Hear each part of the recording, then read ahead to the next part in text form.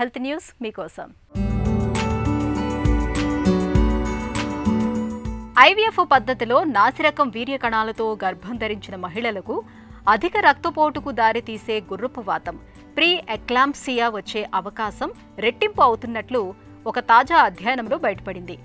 రోజురోజుకి సంతానలేమి సమస్య ఎక్కువ అవుతున్న నేపథ్యంలో ఐవీఎఫ్ వంటి కృత్రిమ గర్భధారణ పద్ధతులకు ఆదరణ పెరుగుతోంది. అయితే ఇలాంటి ప్రక్రియలతో గర్భిణీలకు గుర్రపువాతం, గర్భస్రావం, నెలలు నిండకుండానే కాన్పు కావటం వంటి సమస్యలు వచ్చే అవకాశం ఉంటున్నట్లు అధ్యయనాలు చెబుతున్నాయి. ఇందుకు మగవారి వీర్యకణాల డిఎన్ఏలో చీలికలు దోహదం చేస్తున్నట్లు తాజాగా బయటపడింది. ఐవీఎఫ్ సాయంతో పుట్టిన 20 నుంచి 30% మంది పిల్లల తండ్రుల వీర్యకణాల డిఎన్ఏలో చీలికలు ఉంటున్నట్లు స్వీడన్కు చెందిన లుండ్ యూనివర్సిటీకి చెందిన పరిశోధకుల అధ్యయనంలో బయటపడింది.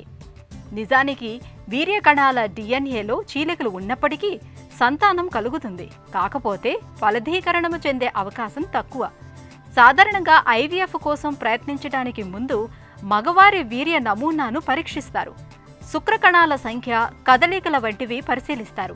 కానీ వీర్యం మామూలుగా ఉన్న కొందరికి సంతానం కలగకపోవటం గమనార్హం.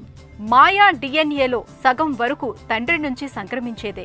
అందువల్ల గుర్రపువాతంలో మాయా అభివృద్ధి, పనితీరులో ఈ డిఎన్ఏ కీలక పాత్ర పోషిస్తుందని భావిస్తున్నారు.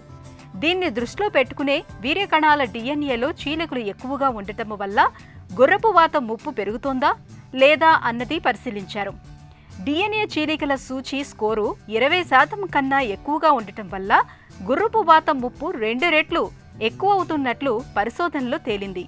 అలాగే పిల్లలు నెలలు నిండక ముందే పుట్టే ముప్పు కూడా ఎక్కువ అవుతున్నట్లు కూడా పరిశోధనలో బయటపడింది.